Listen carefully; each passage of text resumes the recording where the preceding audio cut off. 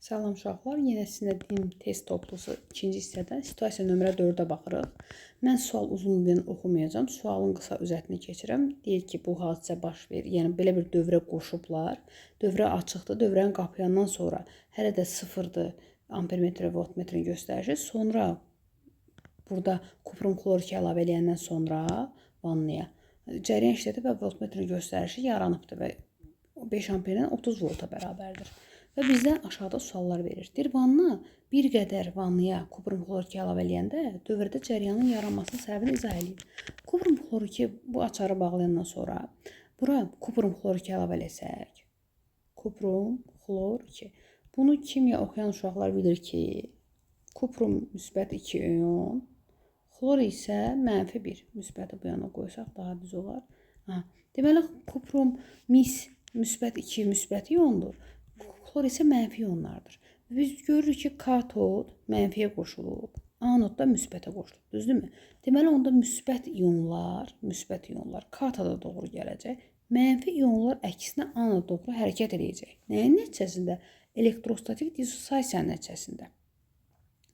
Elektrolitik dissosiasiya nəticəsində kuprum katoda doğru müsbətli deyənə, xlor isə mənfi deyənə anoda doğru hərəkət edəcək. Onda nə baş verəcək? Deməli, elektrodların üzərində, yəni katodun üzərində kuprum, yəni mis ayrılacaqdır. 11-də deyir, 1 saat ərzində elektrod üzərində ayrılan misin kütləsini, misin ayrılmasını sərf olan enerjini istəyir. Enerji nəyə bərabərdir? İkinci sual, yəni 11-ci sualda. Enerji U bölünsün K-dır. M bölünsün K-nın yerinə QU yazsaq, Q-nin də yerinə IT yazsaq, yəni belə qoyub hamısı var əlimizdə. I5, T 1 saatdır 3600 saniyə yazıram. U da nə qədərdir? 30-dur. Bunların hamısını bir-birinə vuranda 15 vurulsun 36, 540 yanında da 3-dən 0 eləyər. Yəni 540 kilojoule götürə bilərik. 12-ci deyir ki, proses zamanı elektrod üzərindən ayrılan misin kütləsinin zamandan asılıq qrafikini tapın. Misin kütləsinin zamandan asılıq qrafiki bilir ki, kütlə zamandan necə asılıdır? Bax, Faradayın birinci qanununa görə K Q-yə bərabərdir. O da bərabərdir K, I, T. Yəni zamandan düz asılıdır. Düz asılıdırsa, onda biz gətirək, özümüzdən qiymətlər qoyaq. Məsəl üçün, elə 3600 saniyə uyğun kütləni tapsaq, nəyə bərabər olacaq? M bərabərdir K, 0.3 vurulsun. K, I, T yazım. Çarşdırmasın. K elədir 0.3 vurulsun 10 üstü, mənfi 6. I bərabər oldu 5 amperə. T də nə qədərdir? 3600 saniyədir.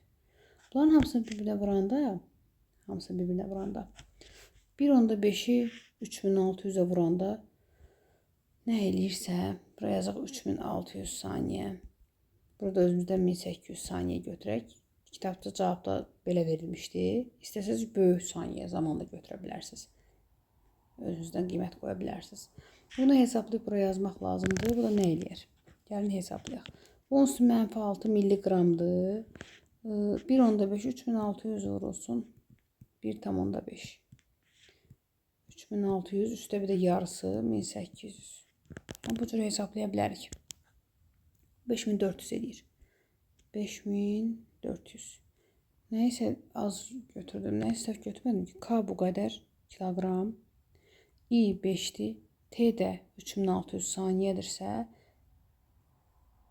misin kütləsi zamanı asılıq qrafik verilib, qiymətlərini bu cür eləyin.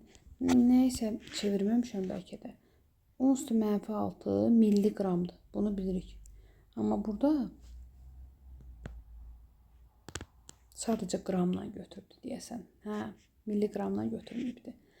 Qramla götürsək bunu, uşaqlar, qramla götürsək, onda nə olacaq? 10 üstü, bu eləcək 500, 1.5, 5400 vurulsun 10 üstü -6.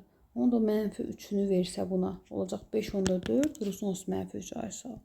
5.4 vurulsun 10 üstü -3, yəni milliqram. Milliqram yox, sadəcə qram. Və bu 3800 götürsək, burada bir qiymət alacağıq. Gəlin bunları silim, onu da yazım. Yazım ki, K 0.3 vurulsun 10 üstü -6. I 5'dir. T'ni də özümdən 1800 saniye götürdüm. Yenə 1.5'i vuracaq 1800'ə. 1800 üstü 900. D 2700 vurun üstü -6. O da bunun üstü -3 yazıb. Bunu da belə kiçildim. Olsun 2,7 qram. Bax bu cür. Qrafikdə bu cür qurarıq.